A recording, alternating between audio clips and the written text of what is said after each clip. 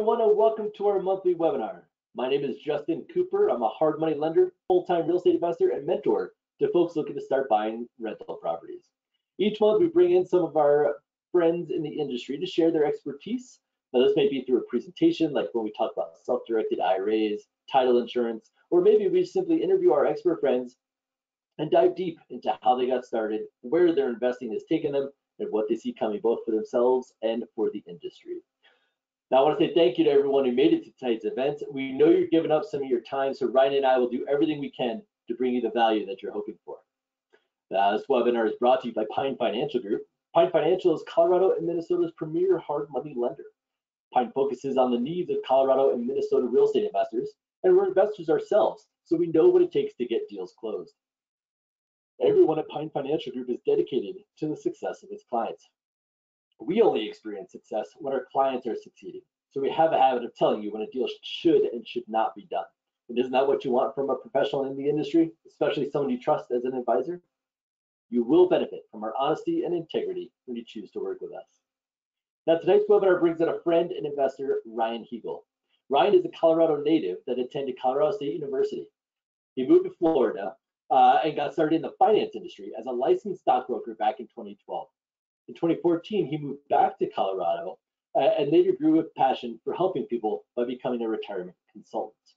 After spending 4 years in the finance industry, he began working with residential real estate, starting with personal investments, handling large-scale renovations. Ryan has become an active real estate investor and full-time real estate advisor.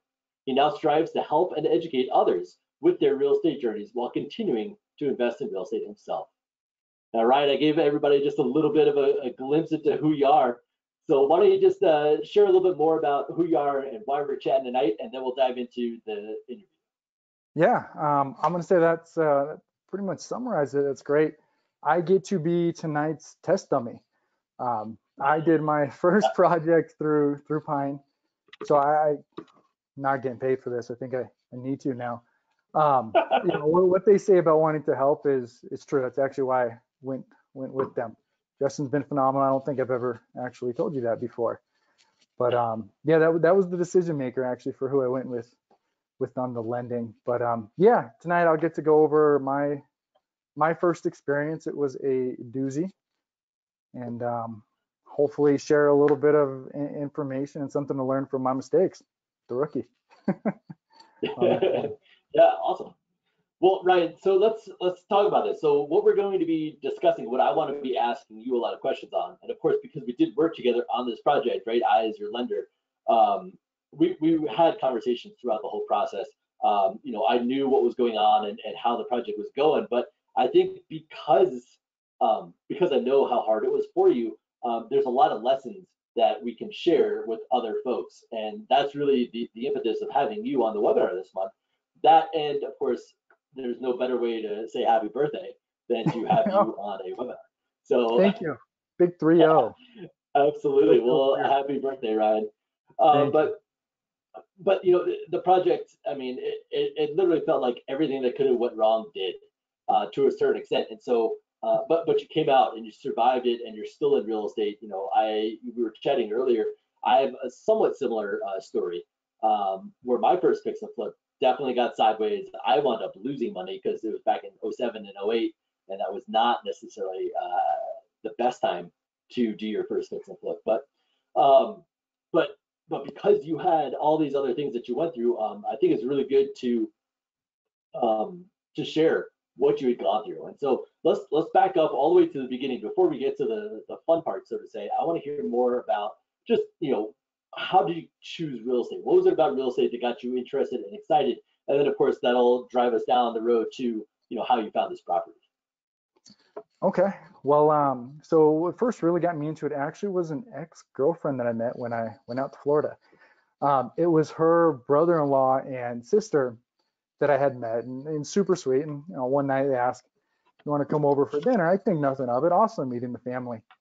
And it's this beautiful house in Delray Beach, kind of Boca Raton area, right off the ocean, 3 stories, which wasn't as common in Florida. Elevator, marble patio into the pool and everything, and then right on the beach. So cool. Then I found out that was only one of their places that they visited during the winter, snowbirds, right? So the rest of the residents were in um, Massachusetts. They had a place in Boston, Weston, and Nantucket. So now he's showing me all of his cars in their main place in Weston, and opens the first door, this beautiful pearl white Murcielago, red interior. I'm like, ooh. And then he opens the next door. It's this nautical edition Rolls Royce, Ralph Lauren, something awesome. And he opens the next one. This is the one he gets really excited about. He goes, this one's my favorite. He goes, this one was Nicolas Cage's. I'm like, what? So I guess when Nicolas Cage was going through all of his stuff, he went and bought it off him. So at this point, I'm like, I got to learn. What do you do? And then we got to talking, and he was in real estate, did a lot of real estate investing. He owned, at the time, I want to say it was just over 5,000 units. So wow. He was doing very well. And the cool thing, he just had so much passion for it too. I remember driving around, because I was actually out there for my birthday, Thanksgiving and my birthday at the time. Ironic, right? And we drive by a little apartment complex. I think it had 12 units. And he's just rambling off numbers, telling me about how great that property could be, yada, yada. At the time, it might as well have been speaking Latin. It made no sense to me then. But yeah, that's kind of what sparked my interest. And he actually suggested reading Rich Dad, Poor Dad. I think that's probably everybody's gateway drug into real estate. Totally. And yeah, next thing you know, I got a real estate license in 2015 as I was transitioning back into finance, because I just wasn't ready to let my my licensing expire for the Series 7 and 66 there. And then, gosh, what was it? 2018. We started working together. That's how long it took. Yeah. So we're searching around for properties, and granted, I'm a real estate agent. I also reached out to every other agent that I knew. Hey, if you find the property, you're my agent. That's fine. You get the commission off of it, and boom, I'll take it. So coincidentally, what ended up happening is we found a few. One fell through. Fast forward a little bit, we find this one, and it was my aunt, who's also a real estate agent, and she brought it to me. We made our offer, and they didn't like it. So, okay, on to the next. About a month passes. It's back on the market. Like, hey, we'll make another offer. We came up just a hair, and they were dropping. So I thought we were about to get there, and then a freaking wholesaler came in and offered more than I was willing to. So now I'm like, good luck. If the wholesaler can get this and sell it for more than I would even buy it, kudos. But sure enough, they didn't. So third time rolls around, and kind of coming with their hands out. We're still here. We got money. We can close. Like, Justin, we can still close, right? Yeah. So we got it, and that's how we got started. And that's awesome, man. There's so many things, like great lessons just right there. I mean, first off, you worked with multiple agents. You are an agent yourself, but you're willing to pay another agent, right, if they bring the deal. So that was, a huge thing, right? You're trying to have as many deals come to you as possible, right? Different agents who might have different angles on things, different insights, different pocket listings, different office leads, all these different things. You have them coming. And then as just the nature of the beast, you weren't the winning offer, right? So many of us do that, but you followed up. You stayed on track with it, right? You kept looking at it and being aware of this. And that's something I think a lot of people don't do these days, or really ever. And that's, what do they say? The fortune is in the follow-up, right? And by keeping this on your radar, you saw that it came up again and you were ready for it. And then you probably saw the wholesaler marketing this, right? You lost out the second time. The wholesaler gets it. You see them marketing it, but of course they paid more than you, and then they have to add their fee. And now it just isn't a good deal for Ryan. So you don't buy it from the wholesaler, but of course nobody else did. And so it came back around, and again, you stuck with it, and then boom, now it falls in your lap.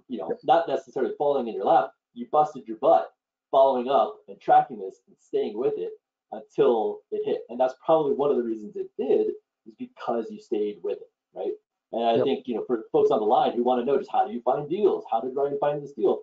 He stuck with it, and that's a huge takeaway already. So, congratulations on that one. Thank you. Yeah, and with that one, my experience is a lot of people feel like with follow-up, they're bugging somebody. And I get that. You don't want to piss anybody off. And they're a super nice family. It was actually an estate deal. Yeah, but we got it. They were ecstatic. And I mean, got along great. They did not care that we kept following up because their objective is to sell it.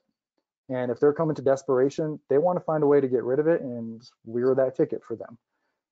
We came up a little bit more, not a ton more because I didn't want to go much higher than that, especially being the first one.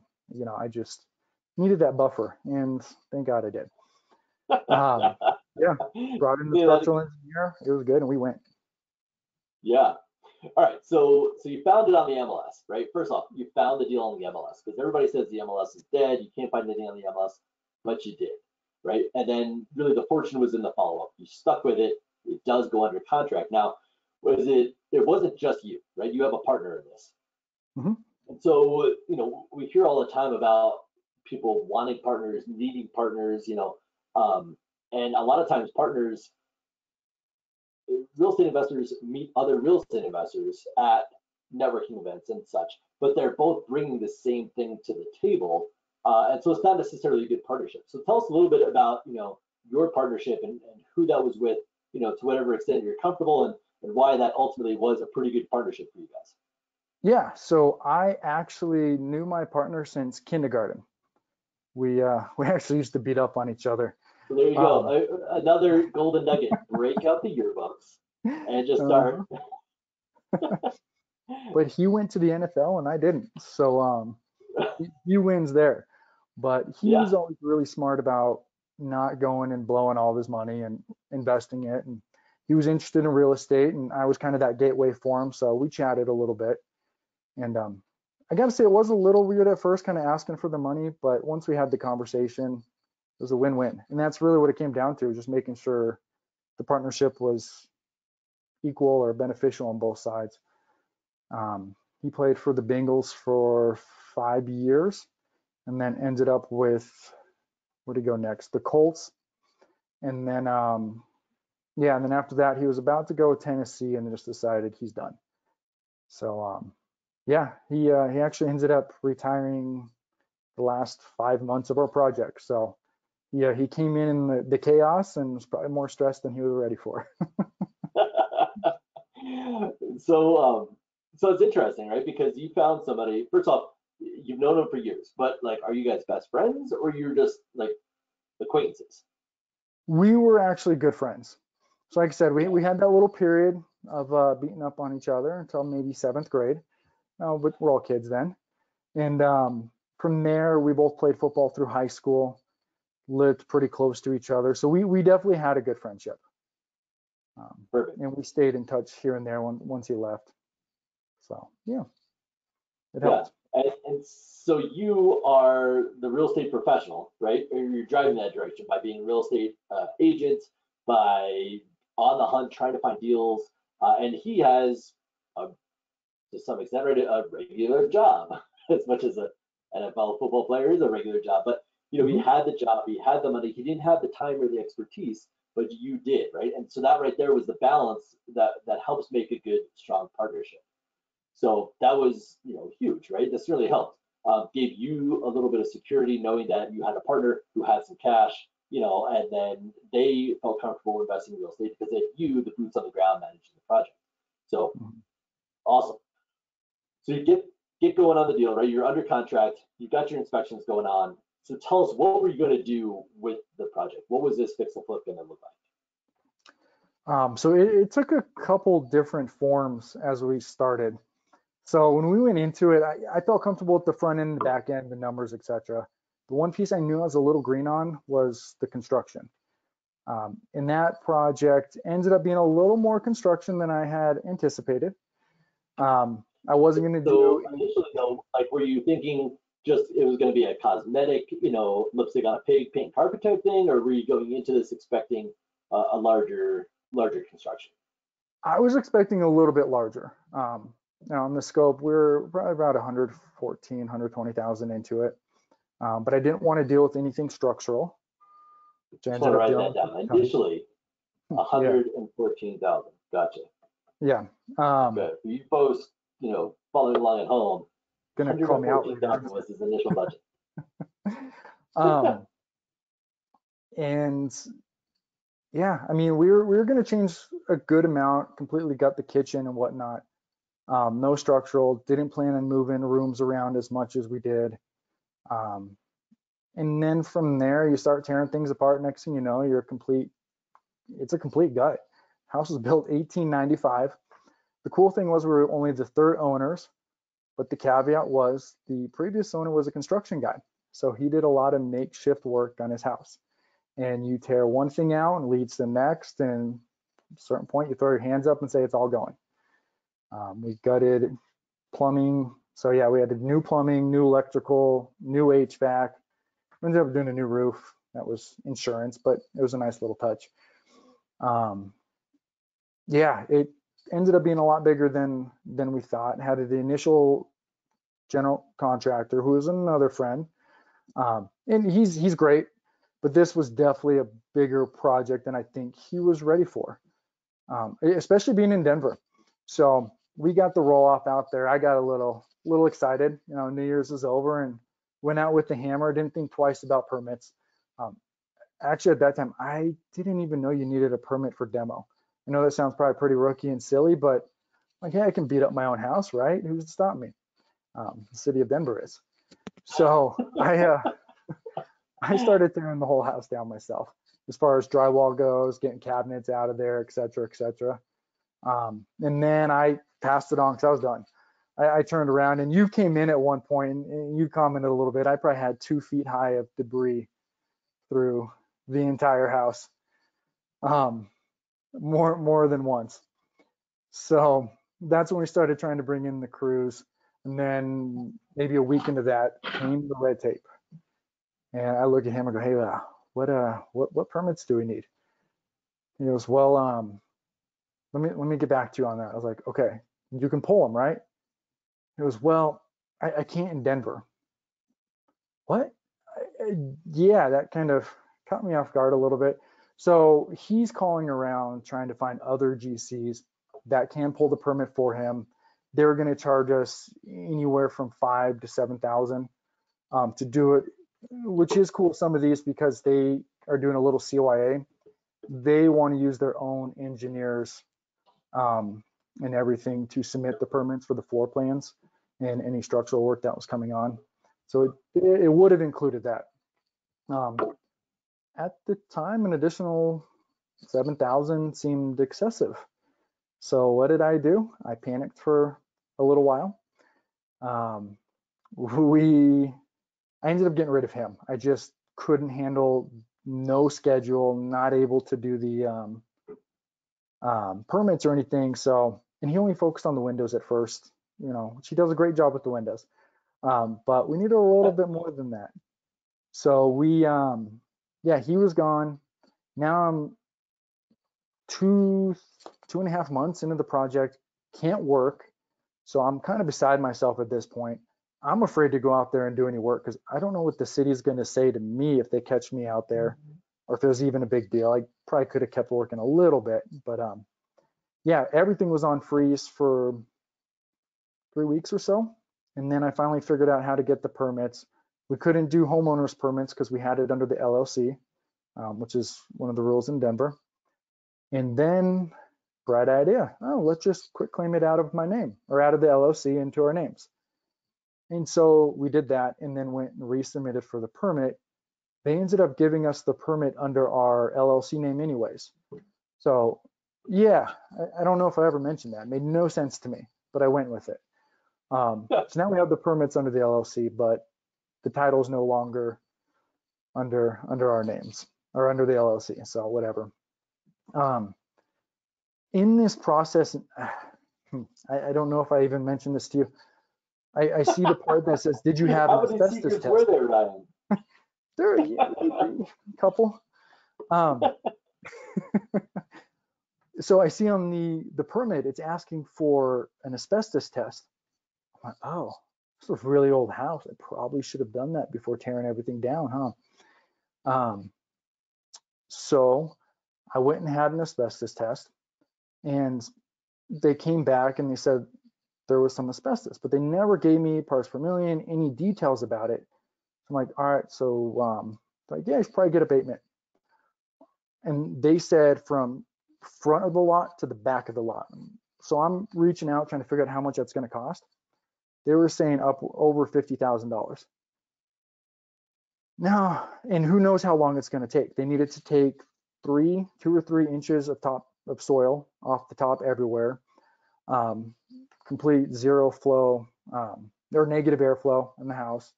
Yeah, I mean, so it's probably going to be another 3 months lost. So interest payments there, plus over $50,000 in the abatement. I was like, no way. I was like, and if they're not giving us an answer, I got on that city website and I learned everything I could about it and how dangerous is it really. Like, am I putting myself at risk? And I brought out other inspectors to look it over, and I started asking them questions. It's kind of a little puppy dog. Hey, this about asbestos, that about asbestos, and they were cool. They answered my questions, and he goes, yeah, they taught us that smoking's actually about 10 times more dangerous. As he whips out a cigarette. It takes off his hazmat suit, whips out a cigarette. So I just kind of chuckled. He was there. It was nice though. But I spent that month doing the research, and I bought a HEPA vacuum, and I vacuumed that place, every beam in the house. I'm crawling through the rafters, pulling this freaking vacuum with me, vacuuming the whole thing. So I did waste probably another month right there, just getting all that done myself, because I was not about to take the liability of sending somebody else out there. And then brought in the test, and we were good. Well, they test the material that is still there. So all that cleaning was for nothing. But we had a beautifully clean, gutted house. And so he showed us what in the house was actually asbestos that would have probably caused the previous, positive test. And it was old. So who was that? Was that a GC, or was this like an asbestos abatement company that was doing that? It was an asbestos testing company. So they can't, Gotcha. It's a conflict of interest for them to do the abatement and the testing. So they do the testing, and then they say, go get an abatement if you need to. So, I mean, I still disposed of it all properly. You have to have those 6mm poly mirror bags or whatever, double wrapped, labeled. We found out you can keep them on your own property for up to 6 months. So I did that to figure out how I needed to dispose of it at that point, and we were clear. Whew. So the few things that we have that were asbestos was just the tiles that we're covering. And as long as you don't disturb it, it's not a big deal. Once you disturb it, those fibers get in air, those fibers get in your lungs, and they just don't go away. They hang out. So that's when it's a bit of an issue. But yeah, wasted that time. And then I got that test, submitted that. I go to the city, I go, hey, here's everything. Here's my plans. Here's the application. Do you guys need the asbestos test? I was, oh no, that's just for you. So I went through all this, wasting an additional month, panicking, just for them to say, oh no, you just hold on to that. It's for you. So okay. And then from there, about 3 months just to get the permits back. And that's a little bit of back and forth from the city. It got to the point where I just sat in the office. I made some friends, and super nice, but they got so much going on.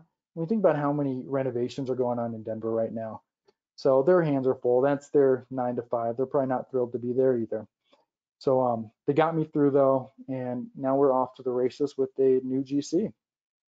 And so it took that long to get the permit because you're doing such a substantial remodel at this point, right? You're moving walls and all these things, and so you're submitting floor plans that they then have to go through and approve, right? Like if you're just doing a quick cosmetic fix and flip and pulling permits for that, probably wouldn't have taken so long, right? Exactly. Yeah, especially if you're just doing cosmetic, not worth the risk of not pulling the permits, in my opinion. It's all electronic. You put it in, submit it. You'll probably have them approved immediately. We underestimated how much it was going to cost us, and they based it off of that. And don't completely lie, but a little bluff, I guess. And yeah, it was way cheaper pulling the permits as a homeowner than it was as a GC, without a doubt. Now we still had to have separate. That was just the reconstruction or recon permit, they call it. we still had to get a separate electrical, plumbing, and HVAC permit for all of that. Yeah. And that would be pulled by the actual by the trades, right? Yeah, unless you go, so you can sit for a test. So as far as I had them pull the plumbing, and then I had the HVAC pull it, have them pull it. Man, it was a nightmare. So I went and I studied for the electrical exam, sat down, and they give you the book. So I took the electrical exam, and I had a friend that was an electrician, so he came to help me. You get one contractor that can sign off and take it with you. So we passed that one, no problem. Then I go, and I was actually in the process of moving myself at the time. So I go to submit the electrical exam for the permits, and because we weren't This is quite like ready. you as a homeowner trying to say you know what you're doing with electricity, right? You're not like becoming a master electrician and passing that test or anything like that. It's just so you can say I've got a minimum threshold of knowledge as a homeowner, right? Yeah, I mean, I like to think I'm a master electrician now, but no, I don't think anybody would agree with me. Yeah, so basic knowledge, you're going to live there. I was worried about it because they do make you sign an affidavit that you plan on living there for a year. Fortunately / unfortunately, that did actually happen. We were there for probably over a year at that point. But jumping back to it, went to submit the permits, and I had lost the test. And they don't keep record of you taking the test. They give you back the test, they stamp it, sign it, say, hey, this is your only proof of passing the test. Don't lose it. Well, yeah. So I had to go retake the test again, and by myself this time. So that was fun. But fortunately, I passed it, signed off, and I went from the test taking area right over to the permits, handed it down. What do I need? And my application for the electrical was obviously not perfect. Fortunately, the lady is like, she asked me a few questions, and I answered, and she goes, all right, let me help you a little bit. So she would ask me the questions and kind of fill it out for me appropriate. So that got us past that part. Gosh, I don't know if this is backtracking on this part or not, but the first plumber we had wasn't going to be able to pull permits himself. But we had already paid him some money, and then he kind of disappeared. Now, I don't know where he went, can't get in touch with them, neither can the contractor that referred him over to us. Jump ahead, he gets back to us and says he was in jail, but he was released. They thought he had murdered somebody. I'm like, oh, okay, cool, but everything's good. He goes, yeah, obviously. He goes, I mean, they wouldn't release me if I was guilty. I'm like, yeah, that makes plenty sense to me, right? Okay. Yeah. So he came out, he did a little bit more work, at least helped get some of the old plumbing out. And then he's gone again. And I'm texting his phone, calling. Eventually I get an answer. It says, Kenny's not going to be available. I go, oh, is it because of what previously happened? And they go, yeah.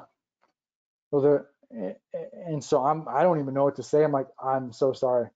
And this person, I'm assuming it was a she. Like, well, he's the idiot who did it. Okay, so yeah, he ended up going to jail for murder. So in jail for murder, let out, and then back in jail for murder. So I was glad to have him around during that period. And we were out at that money also. So sadly, the cost of it, this is kind of making me think, the cost of the project wasn't even all put into the project. It was money lost on people spent and disappearing. And not much recourse against the guy in jail. Absolutely. I mean, that's something that, one of the big red flags, I guess, that we always hear about is when a contractor wants 50% upfront, right? They haven't purchased any materials, and for some reason they need 50% of their total quote on day one or before day one. No materials on site, no labor's been done, demo hasn't even been started. Because the risk is, what if they just disappear? What if they never show up on day two, right? And now for you had them showing up and doing some things, right? Mm-hmm. And you're shelling out the money for this, and then they're disappearing and they're not showing up, and and the lost time, right? You have a hard money loan, so every day is costing you money, and nobody's showing up, so you have the lost time and money there. People have money to go buy materials, then those materials, whether they buy it or not, never show up on your job. And so that's one of the hardest parts of managing a project is managing that cash flow and managing the cash along the way, and knowing that material is going to show up and the work is going to get done. Mm-hmm. Yeah, well said. I probably have to admit that ended up being one of my biggest downfalls. Other than the lost time at the beginning and the red tape and whatever, is now cash flow was a little wonky, I guess to say it. So, as we're getting our draws, we're trying to get as close to that number as possible. And that wasn't always as easy because the contractors are, well, I need money now. We need this material. And there's a lot of times where it's, okay, we got all the material, right? Yeah, we're good to go. And then halfway through the day, we need this. And I know it happens, but man, it was consistent. Yeah, it was always.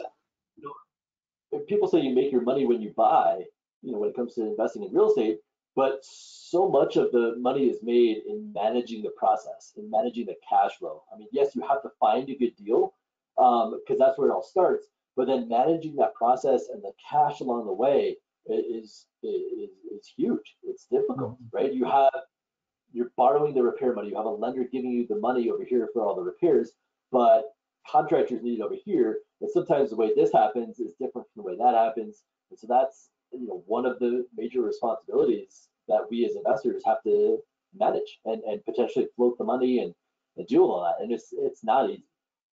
It's not easy. Yeah. And I guess the question might be coming up, people thinking, well, didn't you say your partner was in the NFL and probably has more than enough money to cover it? And yeah, he probably did, but my I don't know if I want to call him ego or he put that level of trust into me. I hated coming to him and saying, hey, this and that happened, we need more money. So he was still off playing for the majority of the project, and I kind of tried to shelter him from everything. I even had left working in finance and was just, hey, we full throttle, let's get this done and keep moving. I'll figure it out as we go. I got my savings, we'll be good. Well, I started taking that savings and putting it into the project and daily living. I'm like, it's going quick. All right, I do need to put my tail between my legs and reach out to him and ask for a little bit more money. And I probably should have asked for more money quicker than I did. So, it started coming in little increments and it was slow. And yeah, that was definitely hindsight type situation. Trying to do what I felt was best to help him at the time ended up, it did bite us in the rear a little bit. Probably could have been done slightly faster. We just took a lump sum quicker. Yeah, and that's part of that's of establishing the partnership up front is, this is great. We're going to find an amazing deal. We're all going to make a ton of money. It's going to be awesome. But, what if we don't make a ton of money? What if the project goes sideways? What if we need more money? And this is part, I think, of establishing a good partnership, is whether it be a joint venture, you're forming an LLC together, but whatever it is, have some sort of documentation. And a lot of times it makes sense to pay a lawyer, and sit down with a lawyer, a professional who knows the right questions to ask and how to spell these things out. So that when times are great, yeah, we all profit and we're high-fiving all day long. But when things are not going great, we know how to handle it. Here are the steps, right? Here's when there's capital calls, right? And how often we should do that. And then so you're not going to run into those situations. It may not be easy, but it's easier because we've had these discussions. There's a chance that this happens. There is risk in investing in real estate. And this is how we're going to handle it if and when those things come up. So when they do come up, you're just like, hey, remember we talked about this? Here's the document saying how we handle it. Got to do that.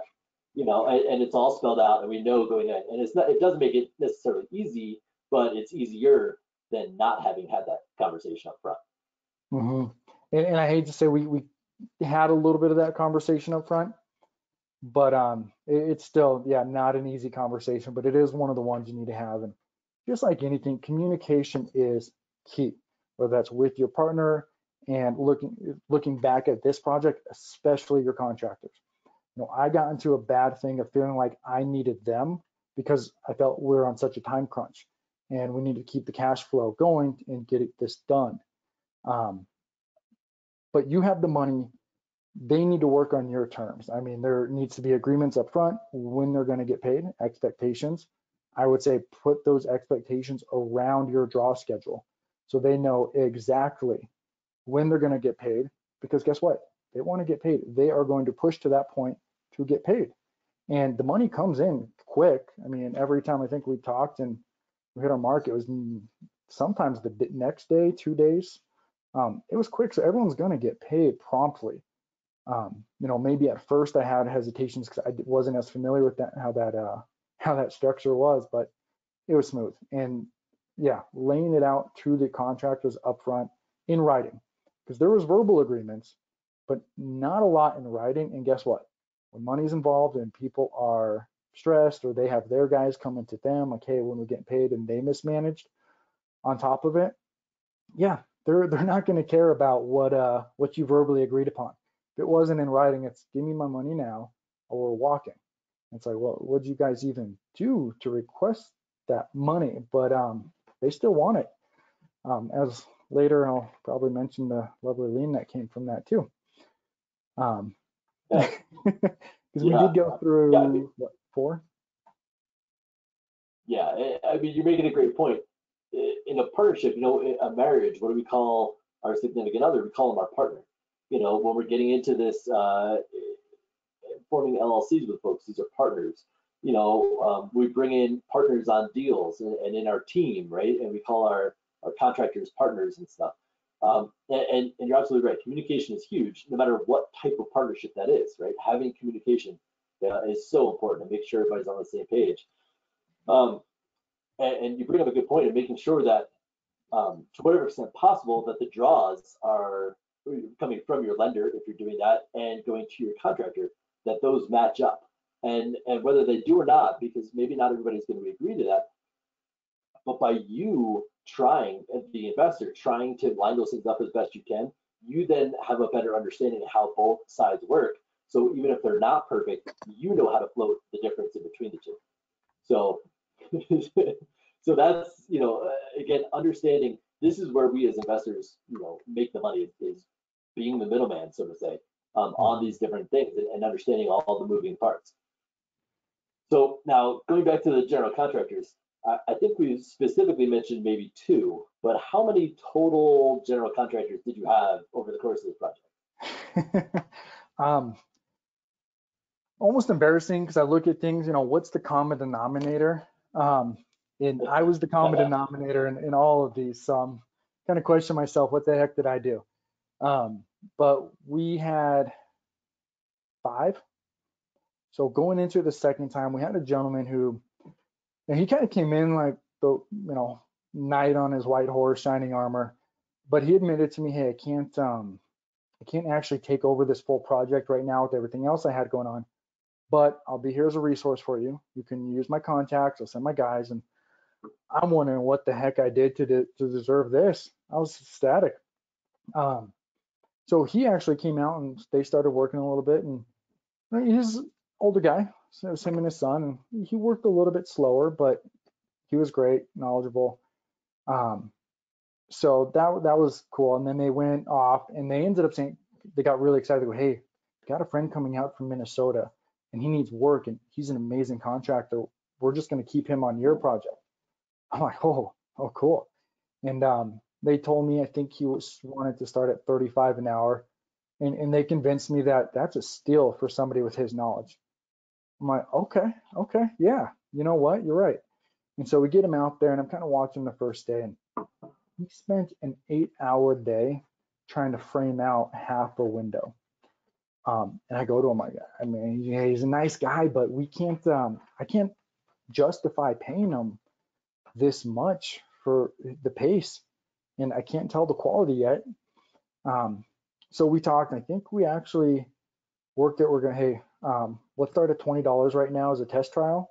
By the end of the week, depending on how it goes, we'll bump you right back to, we'll kind of come to an agreement at that point. Well, that didn't matter because by the end of the week, we didn't get anywhere. I started realizing he was just happy to be getting anything. He was maybe did a few too many drugs in the 80s, is what I was what I was guesstimating. We had one time, so I kept messing with the floor plan. I went and bought a CAD system, and that's how I came up with it. But at a certain point, I took blue tape and just laid it out all over the lines. So some of the blue tape was for walls. Some of it was just so I could get this kitchen spacing for the cabinets going in and the appliances and everything. And then walk it and, see how it felt. Well, he's building some of the walls over the blue tape. Great. And then he asked me, he goes, hey, that blue tape over there, what's that one for? Because it was right in front of another wall. So I'm glad he asked. Oh, that's just for the cabinets. Don't worry about it. He goes, oh, cool, cool, cool. And then goes on about his day. Honestly, don't know what he did the rest of the day. Next day comes up. He goes, hey, that blue tape over there, what was that one for? That's for the wall. Like the one you asked me about yesterday. He goes, yeah. I go, sorry. Yeah. I go, okay. I go, that's for the cabinets. Sorry, not the wall. It's for the cabinets. He goes, okay, got it.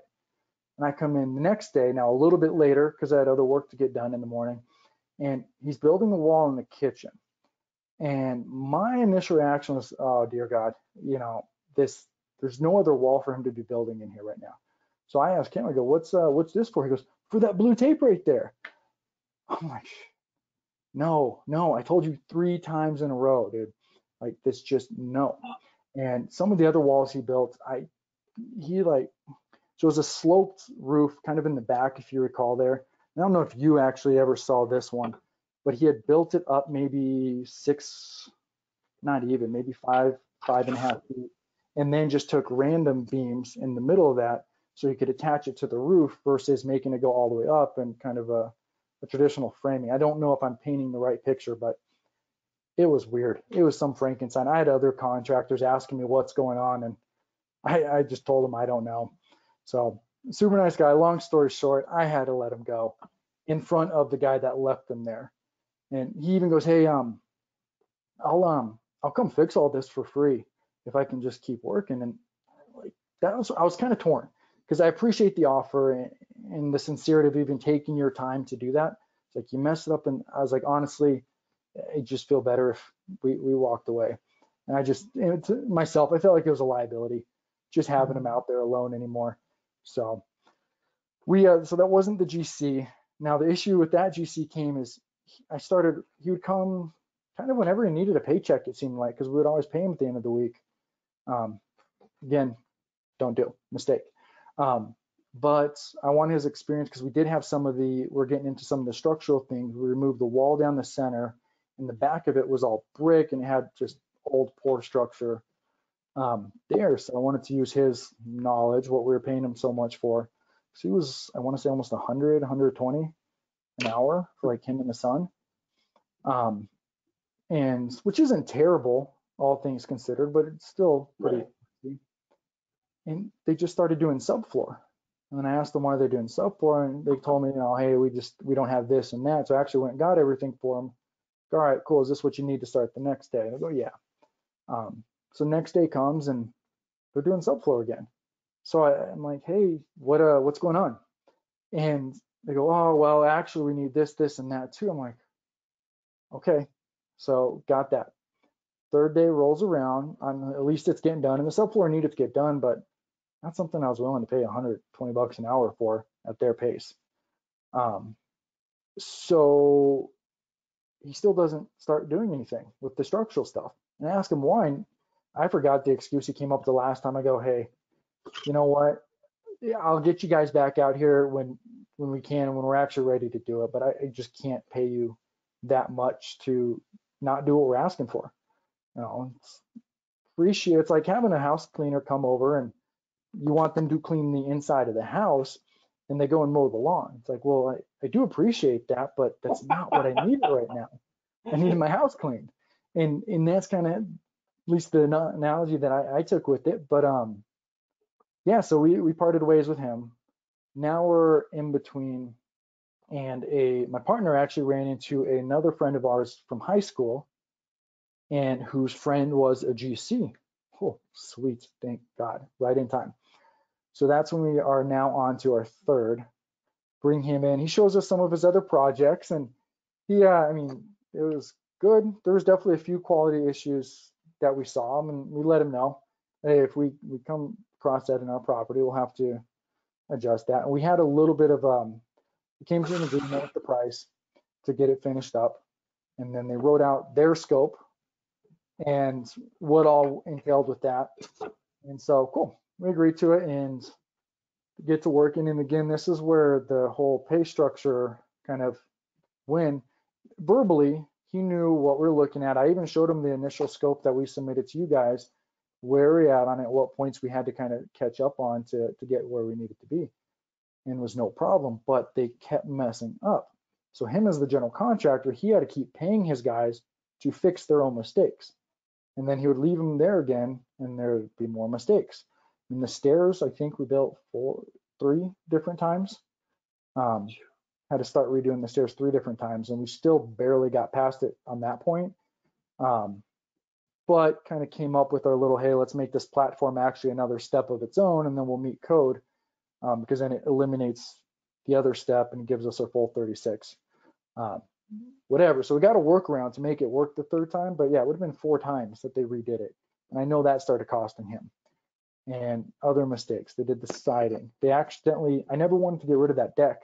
We had a deck in the back that was going to be part of the master bedroom. I was excited because, go out the back and yeah, we had an old, beautiful school, but if you look to the right a little bit, it was, overlooking the mountains and you're down in Wash Park area. So it was great. They tore it out. Because we need to get rid of the stairs, they tore out the whole deck. And yeah, at that point, I'd had to have hired a structural engineer to come look at it, take those plans, submit them to the county to build anything new.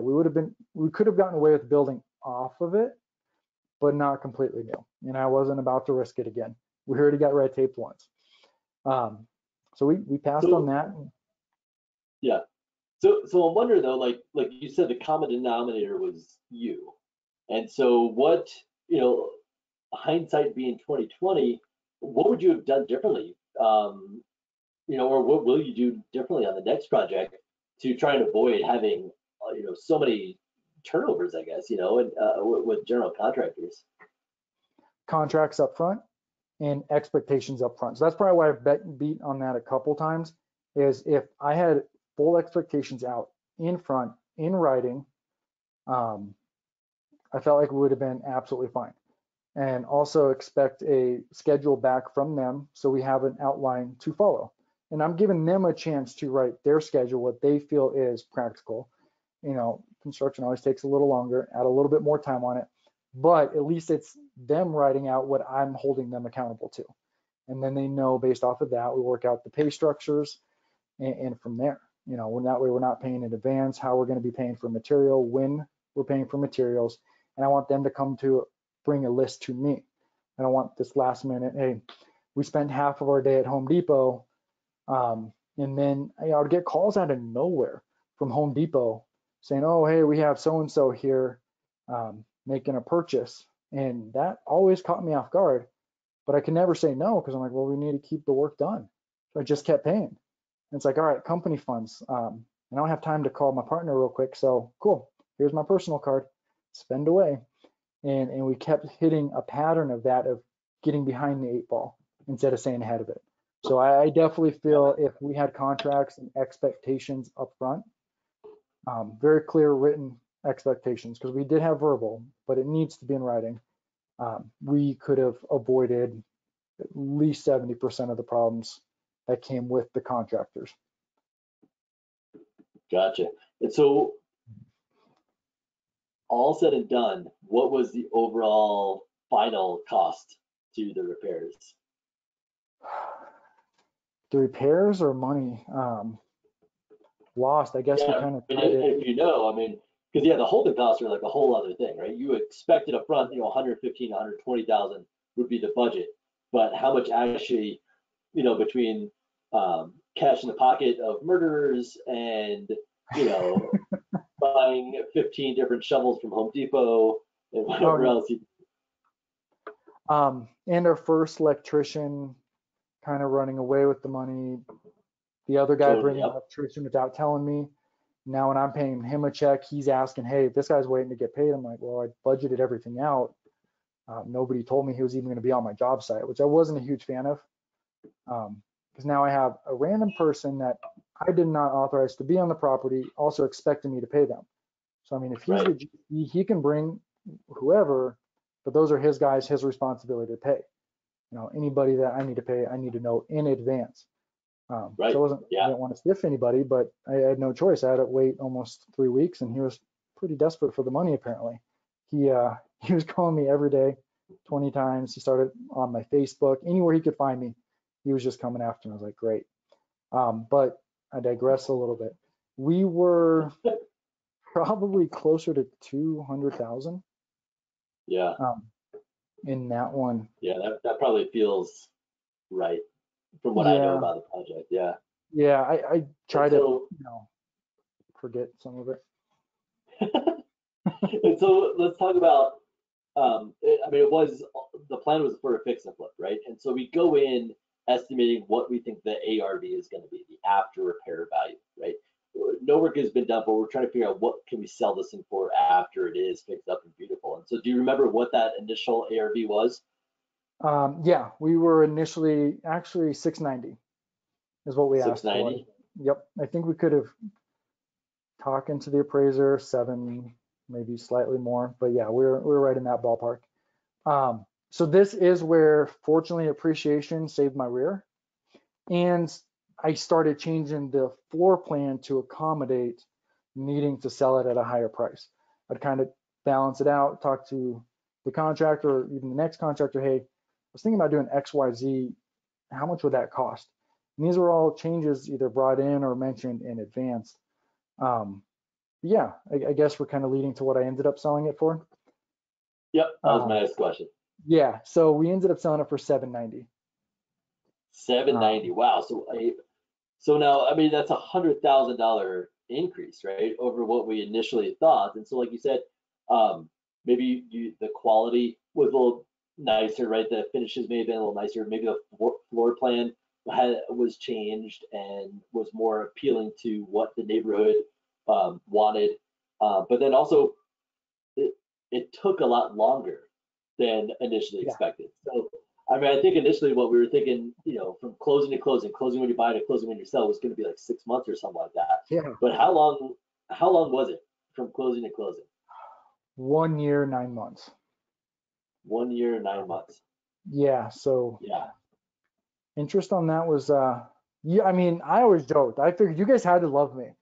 I mean, I'm sure you wanted your capital back, but we're paying pretty good interest now, and the extensions, which thank God you guys worked with us, because that stressed us out every time we were coming to the end there. It cost us, but it was appreciated. So yeah, I think we were 120,000 we paid in just those interest holding costs. It could have been. It could have been. Yeah. I don't know. I don't have those numbers, but yeah. But yeah, I mean, as much as we're in the business as a hard money lender to make money on the money that we're lending out, we're in the business of helping our clients be successful. And that's really what we want to see. And yes, we get paid well to do that, but no, that's not our hope or goal is to see how long Ryan can hold this project so we can make money, because we do want that money back so we can then work with another investor or fund Ryan's next deal. We don't want just one deal sitting out there for forever. So, yeah. But yeah, I mean, that is one of the costs of doing business, right? It's managing all these contractors, managing all these other moving parts, but it's also managing your financing, and understanding how that all plays into it. So that's, yeah, I wasn't throwing you on the spot there. Sorry about that. No, you're good. But that is such an important point, right? It is not just that the budget went from 115 up to 200. It's that it went from 115 to 200, but it also went from 6 months up to almost 2 years, right, of holding time and of Ryan's life and his partner's life, to manage this and live through this. And so that's, in every way possible, basically. I know there's countless other stories and ways that this got sideways that we haven't talked about, and we're running out of time and we can't get into that. But yeah, I mean, that's why I wanted you on there, because so many of these other things happen, And there have been so many lessons learned over the course of this. And soon, maybe it's still a little fresh, but soon there'll be some really good stories and fun stories, that'll be shared over some drinks and stuff. But yeah, I mean, this is how things can get sideways. And I think that's really the biggest takeaway for those, listening in is, the city, the permits, the contractors, the holding costs, all these moving parts. And thankfully, Denver has continued to appreciate, and that $100,000 increase in the value certainly helped. But there's going to be a time where we're not continuing to have that 10% appreciation year over year, and folks are going to get into a project and get a little sideways, and they're not going to be able to be saved by that appreciation. And so that's why I think it's important to hear your story so that people can learn from that story and then hopefully not make, those mistakes. I mean, everybody learns a little bit differently. I certainly took a lot of knocks and tried learning my own way on my first deal. But that's why there's coaches and mentors and the investor community as a whole, so that we can all learn from other people's mistakes and hopefully not repeat them ourselves. Yeah, well said. I think there was a couple, there's plenty of hurdles. I don't even know. I just barely scraped the surface with that one, unfortunately. But we at least covered the gist. Communication, get those contracts. You can know the front and the end like me, and you might lean on somebody that you think's going to take care of the middle for you. They might, but you still need it written out, and that's for both sides' benefit. There's also, they need to come after you for money. They can show what they actually completed, and why they're coming after money. So that's where we ended up with the lien. Found out we had a lien right when we were going to list. Long story short, we at least had enough written out, had enough photos and everything. We're like, hey, we actually paid you probably more than we needed to. We consulted with probably 4 other contractors to confirm. So again, like I said, didn't want to stiff anybody, but they all kind of felt we overpaid them. So yeah, that's a quick trying to throw in. We have the lien there, but the contracts are for both sides. Yeah, absolutely. That's a good point, right? I mean, we could spend hours probably talking about contractors and really just the things you learned on your project, let alone what everybody else has seen and gone through. But I want to respect everybody's time. We're here at just about the 1 hour mark, and that's usually what we try to keep our webinars to. So totally understand if anybody needs to jump off the call. Really appreciate everybody being here. Haven't really had any questions from anybody on the call, so now would be the time. If you do have a few more minutes to stick around and you want to ask some questions, would love to hear it. And as we start wrapping up, Ryan, it is your birthday. I want to respect your time. Forgot. Any kind of final thoughts as we're wrapping up and wait and see if any other questions come in? Actually, the first thought that came was thanks for listening to me ramble for a while. I can get a little sidetracked with some of the conversations. Trying to hit the timing. I didn't even bring up how I ended up painting the entire house overnight, 32 hours straight. Probably looked like a complete druggie by the next morning. I don't know if you saw me that morning, but yeah, covered in paint, bloodshot eyes. It was rough. I think I popped over to that house, twice in 2 days, and I mean, you worked some magic in that place in 24 hours, but it also showed on you. Desperation can help and kick you in the rear a little bit. Pretty sure I slept for the next 2 days. So yeah, it was one of the many hurdles, but perseverance, stick to it. There were so many times where my head was spinning. I'll be honest, I was so stressed out, I didn't even know what to do next. And it kind of turned into baby steps. And then next thing you know, there's strides and you're feeling a little bit better, and boom, get smacked again. Have that stress, but you just keep going. It's a Dale Carnegie book that I actually read a long time ago, but basically just accepting the worst possible scenario, coming to terms with that, and then everything else seems gravy. Once you've accepted that, now your head's a little bit more clear to keep moving forward and think about ways to fix it. So once we got to there, we made it through. Wasn't the easiest by any means. One knock after another, but we did it. We did it. Absolutely. And I like that. What's the worst thing that can happen? And once you kind of play that through, I've heard the term fear setting kind of like goal setting, right? But it's figuring out your fears and what's the worst that can happen and going through this process and spelling it all out. Once you see it, it's either one, not as bad as you really think, or two, maybe it is, but I'm still alive, right? I'm not in jail for murder, hopefully. And you know, and okay, so now that I know that, now we can move forward, right? And the worst isn't actually the worst, and you can move forward from there. So I love it. So Ryan, let's see here. Looks like we maybe have a question.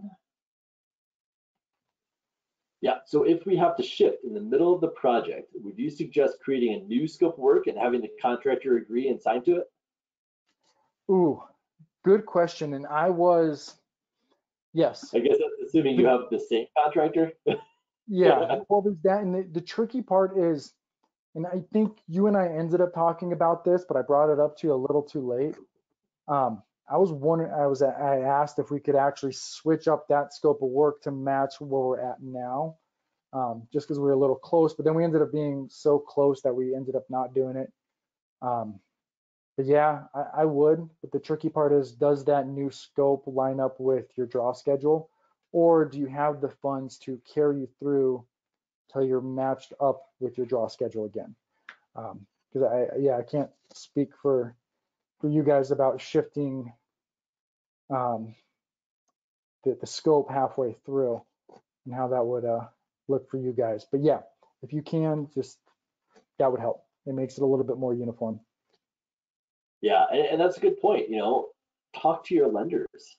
You know, reach out to them. I get calls all the time for folks who are hit the term of their hard money loan and they're looking to refinance, which is fine, and we can maybe do that. But you know, before you go through the headache and the hassle and the cost of refinancing into another hard money loan, have you just reached out to your lender and tried to get an extension or work through with that lender? You know, so many times I think people are scared or intimidated to reach out to their lenders, where really it's just another team member, right? We're all in this for the same purpose, which is to make money and see you be successful. So reach out to your lenders. It's okay to have these types of conversations, you know, and admit that, hey, times are hard, you know, how can we work through this together? So I think it's a great point.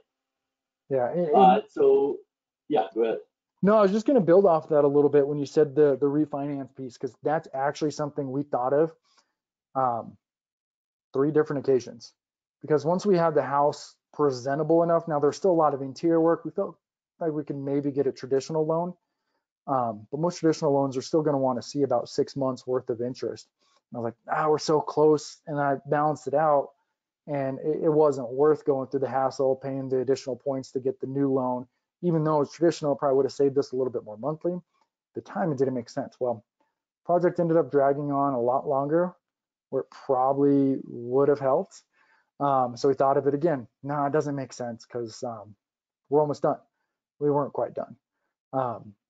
Yeah, so that was kind of just throwing out real quick that we went through that thought process a couple times to refinance, whether it was with you guys or just to try to get something traditional when we had enough of the house done. Because our balance on it was, you know, not anywhere near what it was worth at that time. So we felt we could have gotten one. But yeah, talking with you guys helped tremendously. And I was a little nervous coming to you at first, like kind of felt like a tail between the legs moment, you know, asking you some of the questions, but I'll give you credit. You took them all so well, and you're always there to help. I mean, I feel like I'm brown nosing a little bit, but no, it's true. You definitely helped out a ton. That's awesome. Well, I'm glad. Yeah. Yeah, I'm glad. So Betty has a question. Have you done any projects since this one? I have not. So this actually just sold in September. So I'm still licking my wounds a little bit and that mental clarity. And then I'm not going to lie, I'm probably waiting until the beginning of next year, at least to reassess where everything's going, see how the dust settles. You know, whenever there is political turmoil, or I guess this political environment, I don't want to say turmoil, but that doesn't matter what side you're on. There's always stress and disarray. So between that, COVID, we didn't even mention COVID once. That was fun too. But yeah, I just want to see where the dust settles. There are a lot of defaults happening, but everybody is getting the forbearances where it's getting deferred. So I'm curious to see once they get rid of that, how many people actually go into foreclosure. For their sake, hopefully not a lot, for our sake as an investor, maybe a little bit.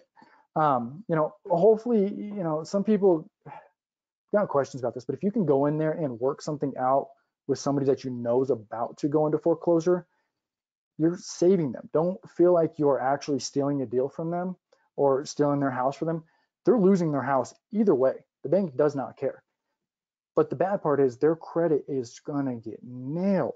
So if you can save them from losing their credit and going through that bankruptcy process, you are actually doing them a favor. So if you come across that situation, look at it as a win-win.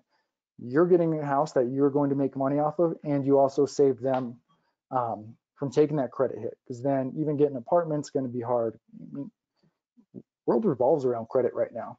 And if you lost your home, that's hard enough. Losing your credit that you're probably going to need to help get back on your feet, that's disastrous. So you're doing them a favor also. Is that fair to say? Yeah, absolutely. I think there's definitely going to be opportunity along those lines here in the very near future. And even now, just with people in forbearance, it's worth knocking on their doors, and talking to your neighbors and your friends and families and whoever, and just seeing it, because these forbearance agreements may not work out in everybody's favor, and it's better, the more ahead of it you can get as an investor, the more ahead of it, homeowners and sellers can get ahead of it, the better it'll be, for everybody, especially for their credit. Yeah. So we got a few more questions. Okay. Let's see here. Alex says, from what you've learned in this experience, what would be your criteria for letting a contractor go?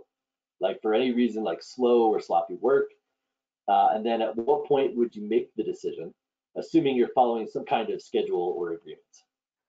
Yeah, so I feel like I'm kind of a pushover sometimes because I feel bad letting somebody go. Slow is huge. Now, if you mix slow with sloppy work, they're gone. There's no reason to, and it's not fun to get rid of somebody. But I would expect everybody, gosh, fair to say, I'd probably give them about a week, which is kind of a long time. I'd maybe even suggest not waiting that long if you can already clearly define that they're slow, they're falling behind schedule. Not only are they falling behind, but they're sloppy. Now, if they're staying on schedule and they're sloppy, and you can talk to them about fixing their mistakes without falling too far behind or costing everybody money, I would go that route. It really depends on your relationship with the individual. So like I said, I'm a bit of a sucker, so I always felt bad letting somebody go. But yeah, don't wait too long. You're going to sit there and bleed, and contractors are in demand. They can go mess up somebody else's project, and don't let it happen to you. That's it, probably a week tops. There you go. Okay. And then so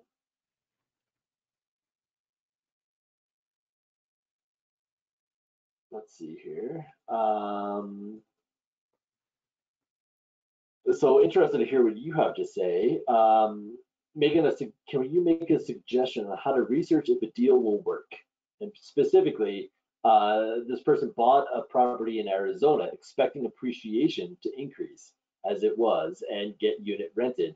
But the mistake was the market did not support my expectations. So it sounds like the appreciation was not there.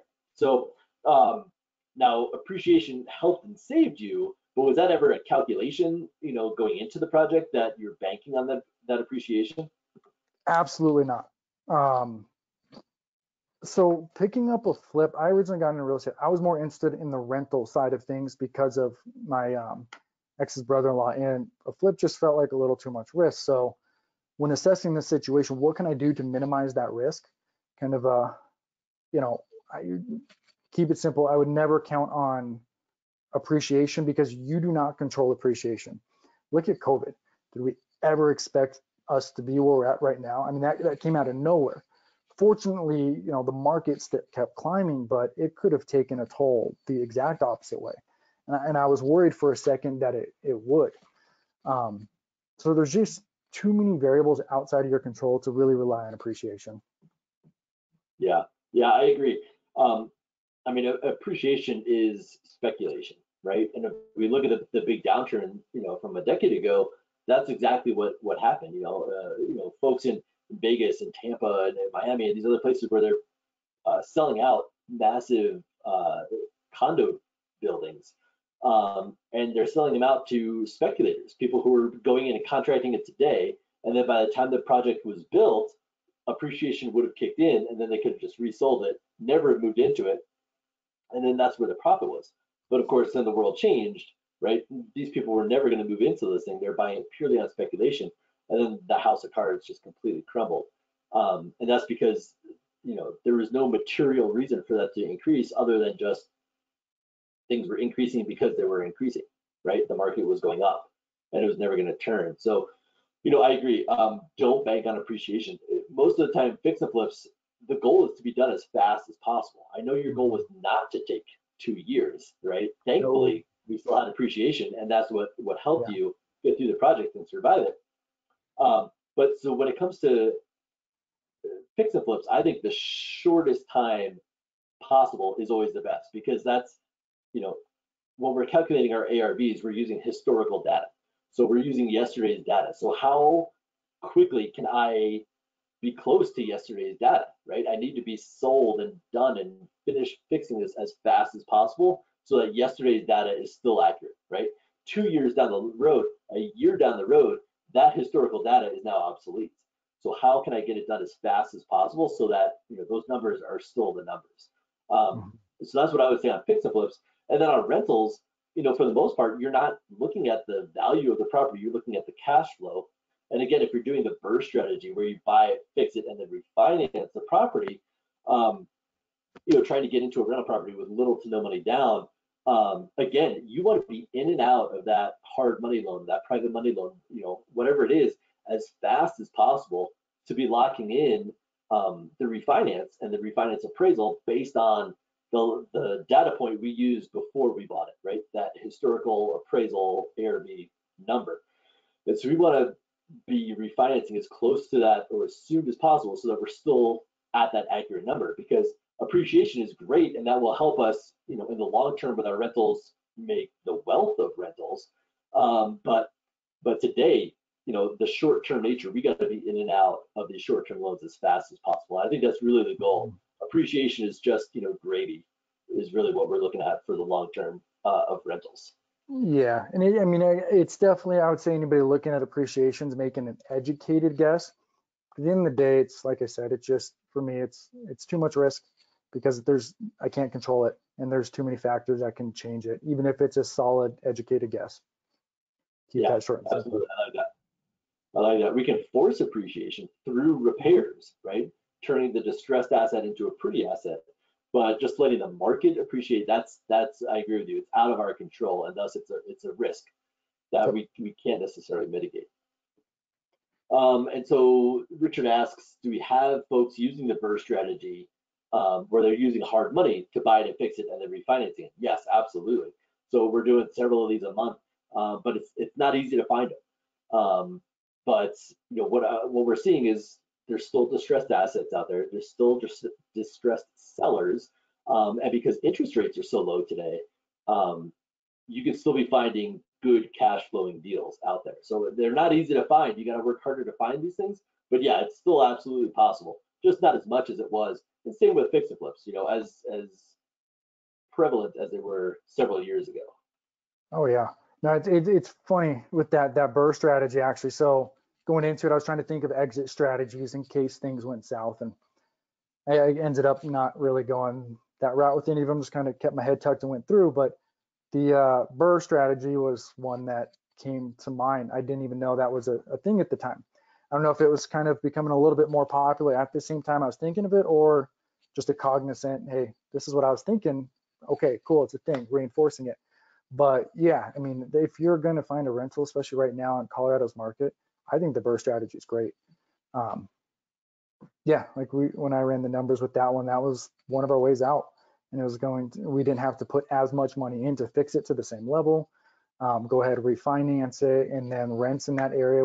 We're in Wash Park, so we felt comfortable kind of with the Colorado as an insulated market, and then that with another insulation, whatever, within the insulation. But yeah, no, that's definitely a hot strategy and a good way to find better cash flowing deal, as long as you know you can get the traditional loan at the right rate once you're ready to refinance.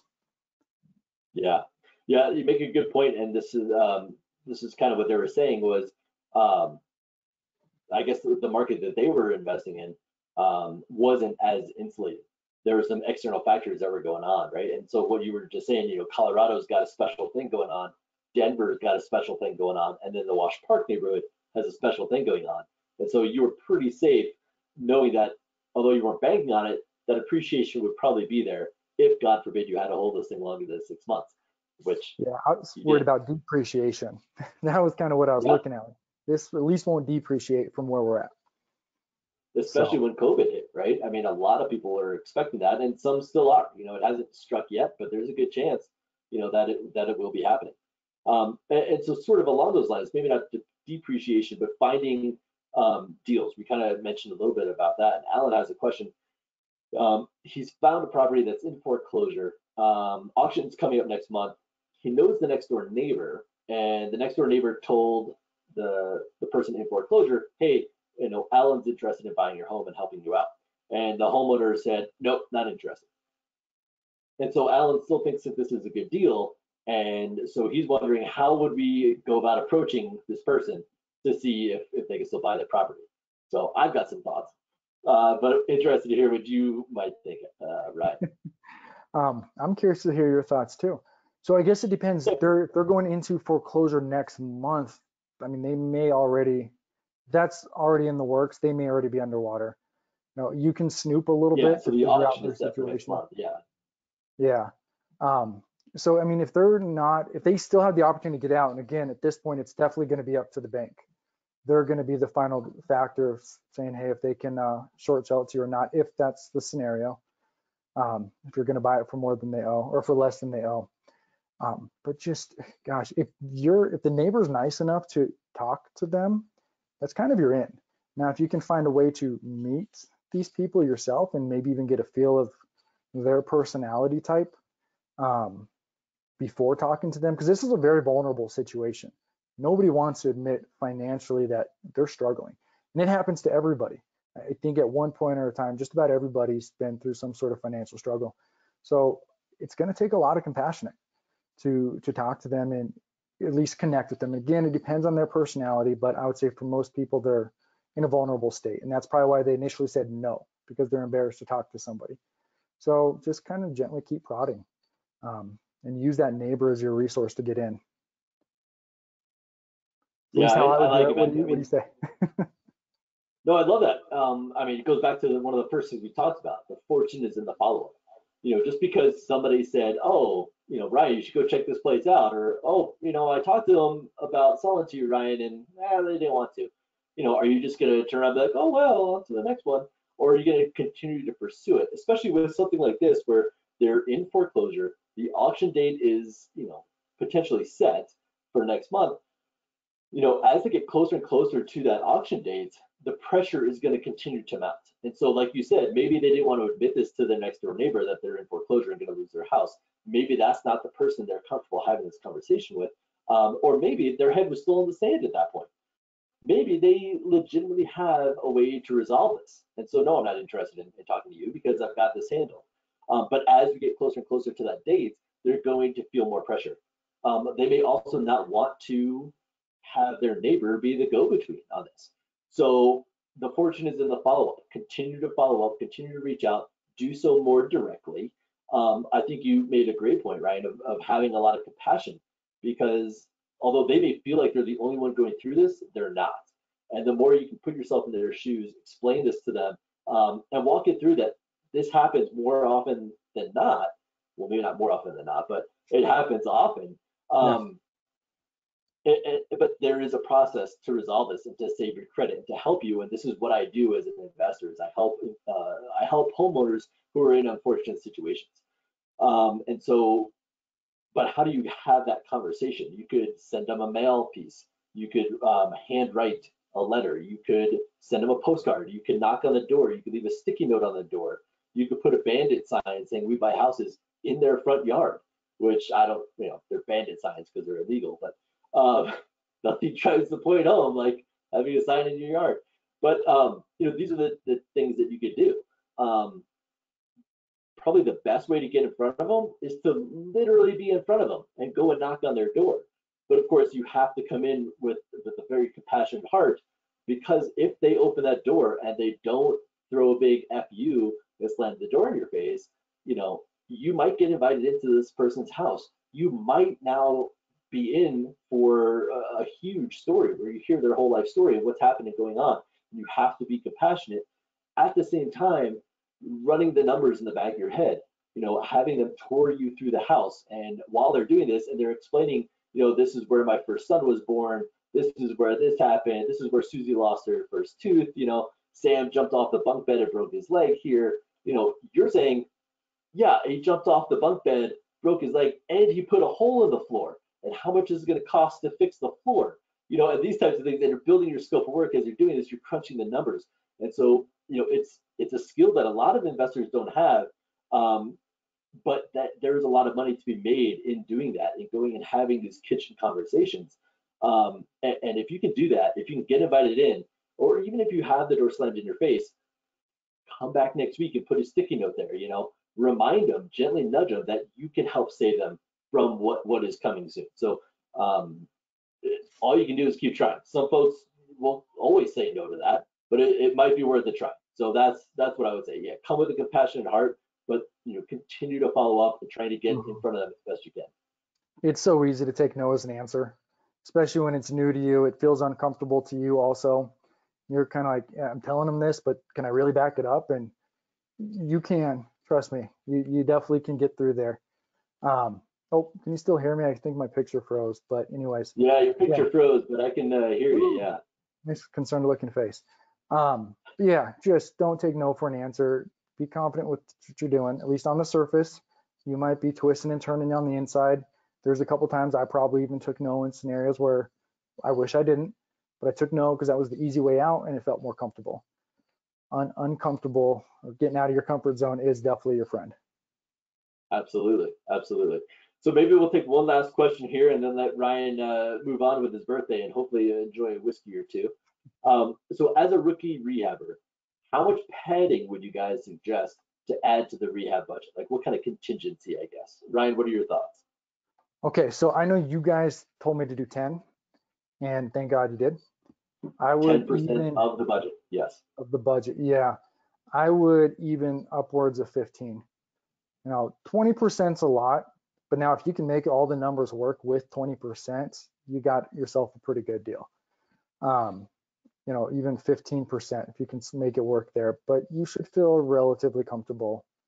I think at 15, 10 shouldn't have been a problem, but so many things went sideways that being extra cautious in the future, if I was to do my first one again, I would have gone 15%. Still wouldn't have saved me, but would have made me feel better. Yeah. And so, I think something to note is just how rookie are you? Do you understand the permitting process? Do you understand the rules around getting a permit? These types of things. And do you have a good, strong relationship with a contractor who maybe has also rehabbed your primary residence or something like that? And so what working with them is going to be like? Or you literally just finished reading Rich Dad, Poor Dad, and you went under contract the next day on your first property. So just how rookie are you, I think is I think we may have completely lost the right. Oh, there he is. He's back. But so understanding just how rookie you are may be a factor there. I like the 10 to 15, 20 if you can even make the numbers work. But then outside of the actual, what your lender may require, outside of what you have in the budget as a line item, as contingency in the budget, just how much extra cash do you have or have access to through private lenders, through family, through friends, just resources that you can tap into and pull from if things really start getting sideways. And so that may not be in the budget, but will help you sleep better at night knowing that this money is available if and when you need it. So Yeah.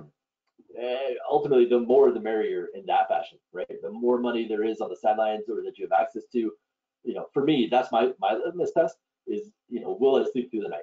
Honestly, in the past 6-8 months, however long this COVID thing's been going on, the past 7 years, I don't know. I've had many a sleepless night, and not just because I have a 7-year-old and a 4-year-old who like to wake up in the night. It's because my mind's just racing about family, about friends, about business, all these other things. And I like to get my sleep. As you can tell, I need as much beauty rest as possible. So, but one of the things that has helped me sleep well at night through basically having a vacant rental, since like March, is knowing that I have some money in the bank and I can handle that. I can make my mortgage payments, and I can float this until we get the right tenant in place. So more money is always better. But yeah, 10, 15, 20% if possible as a line item on your budget for a newbie. But again, it kind of depends on just how newbie you actually are. Yeah. So with that, exactly. Ryan, thank you so much for sticking around an extra half hour, man. Really appreciate My pleasure. coming and sharing your story with us. You are a real estate agent. So before we jump off, would you mind, if you're open to working with other folks or just having more conversations, what's the best way for someone to reach out and get a hold of you? Yeah, actually, I was going to say that. I'll probably just do my email. It's Heagle, Heagle, at KennethJamesRealty.com. And just put, in the subject line or something that you were on this webinar, and fire away with questions, or if there's any other way that I can help you, let me know. I'll be honest, I kind of pursued going the agent route a little bit more after trying to work with a lot of other agents that were just, they're great as agents, but not necessarily experienced on the investor side, or even had an understanding of the investor side. So it's, yeah, I love working with other investors. Reach out to me. I can share my number at that point, but phone seems to be ringing off the hooks already, where I'll probably get to an email a little bit quicker if I don't pick up the first time. So yeah, no, I'd love to hear from anybody.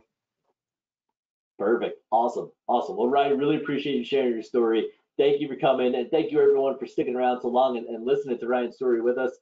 And of course, I am a hard money lender. And so if you guys do need some hard money, if you want to get pre-approved for a hard money loan, if you just want to find out more about what hard money actually is, if it's a new concept to you, I would love to have a conversation with you and see how we can help. And of course, if you're trying to get started buying rentals, which we talked a little bit about here in the last little bit, I do mentor it and help folks do that as well. And you can reach out, probably email is the best for me as well. And you can find me at justin@pinefinancialgroup.com. Or if you want to just dive in and schedule a phone call, you can go to callwithcoop.com and just book a time for a call, and love to chat with anybody and everybody. But thank you all for being on this call tonight. Really appreciate it. Ryan, thank you one more time for sharing your story. Can't wait to do another deal with you here soon. And thank you everyone for being on the webinar, and we'll see you again next month. Hey, thanks for having me. Take care, everybody.